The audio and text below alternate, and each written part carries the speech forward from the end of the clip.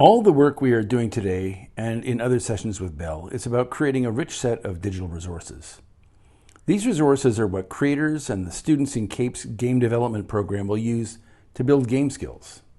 In another session, we shot video that we use to digitize the motion of the choreography. For that session and that use, the beautiful costumes that Bell will perform in today are actually at a bit of an impediment. We needed to have an uncostumed performance. To do this full-body motion capture, we've partnered with Radical.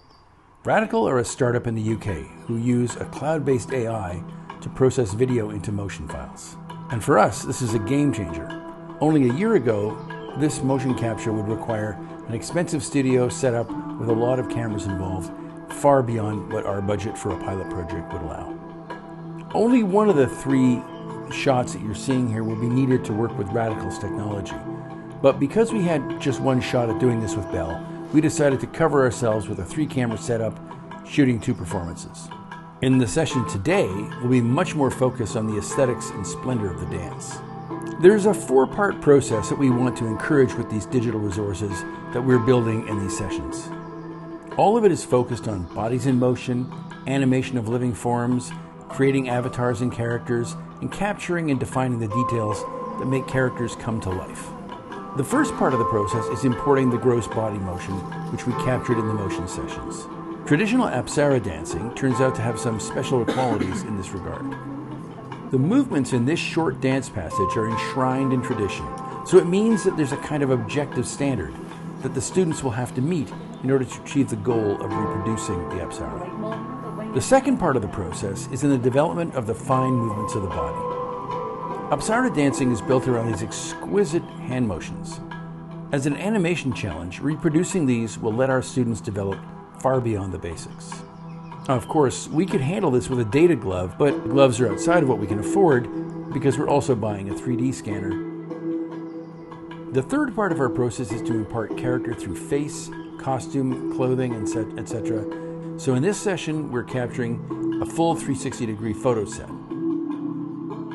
Now, we could have done this with our 3D scanner, but using this photogrammetry approach is actually a good way to ground our students in alternative approaches.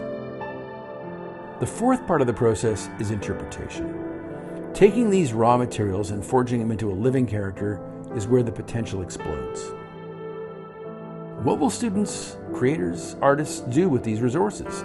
This is part of the excitement of this project, and some of the things we have planned will explore that potential.